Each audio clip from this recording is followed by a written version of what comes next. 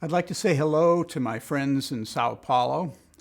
I'm very sorry that I can't be with you for this performance tonight. I'm working on a new opera, and as you probably know, we composers are always late finishing our pieces, so unfortunately, I have to stay in California. But I'm going to say a few words about the piece we're about to hear, Absolute Jest, and then we'll hear the piece. Absolute Jest is a work that celebrates a fascination and obsession of mine, which is the string quartet music of Beethoven. I've taken some very small fragments from the late works of Beethoven, particularly the string quartets, Opus 131, and the Grosse Fuge, and the last quartet, Opus 135. And I've taken them really tiny fragments and sort of put them into a hall of mirrors, made what's probably the world's largest and most manic scherzo out of them, and scored it for the rather unusual combination of solo string quartet and orchestra. Now, I call the piece Absolute Jest because the term jest, it's a wonderful, wonderful idea. It isn't just a joke, and we love the fact that scherzo can mean a jest or a joke. But it also, in the Latin terminology, it also means invention.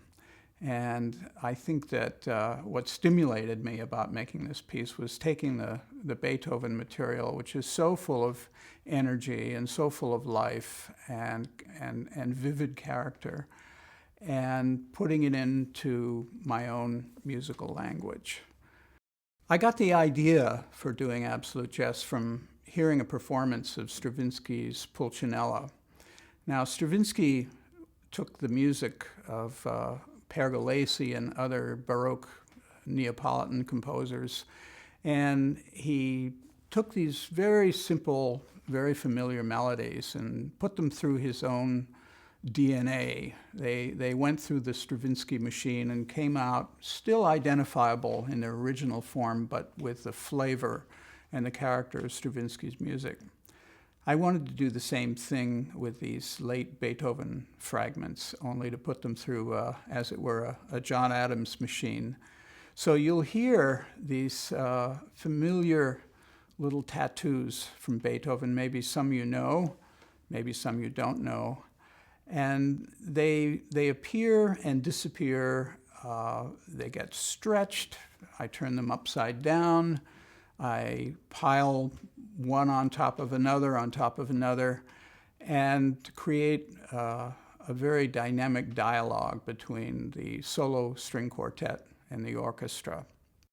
I use the word jest in the title because it means not only a joke, but also invention and the thrill of composing. Really, why we compose is to invent things. And like Shakespeare, like Bach, like Stravinsky, I take material from someone else and put it through my particular engine and give it my DNA. So this piece is, in a sense, it's a jest. It's a large scherzo, but it's also a work in which I probably wrote some of my most inventive music in my career. I had fun doing this because computers actually can be very, very inventive in their own way. There's a kind of a jesting that goes on with software programs. It's not all tedious work. Sometimes it gives you ideas that you never anticipated were going to come. What I did is I took these little fragments from Beethoven, sometimes no more than a bar or two, and I dropped them into a program, actually a program that was invented for film composing, but that allowed me to stretch the material, to do all kinds of operations on it, turn it upside down, transpose it, mix it, virtually transmogrify it, and yet at the same time preserve the essential character and the vividness of the Beethoven originals. It's an unusual work in that it is a piece for solo string quartet and symphony orchestra. There really aren't many pieces in the repertoire, and those that are there are problematic. And I think part of the reason is that the string quartet itself as a format is so powerful, so lively, so jumpy in its expressiveness, that to add it to a symphony orchestra almost seems like overload, almost like gilding the lily. But I think it works in the case of Absolute Jest because the essential material is originally string quartet music.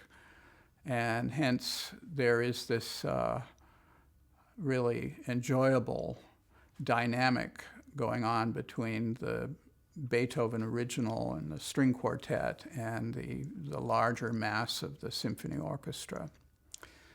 Absolute Jest was commissioned by my friends in the San Francisco Symphony to celebrate the 100th anniversary of that great orchestra, and it was performed first by the St. Lawrence String Quartet, also very close friends of mine, and conducted by the great Michael Tilson Thomas. It's one of my favorite pieces.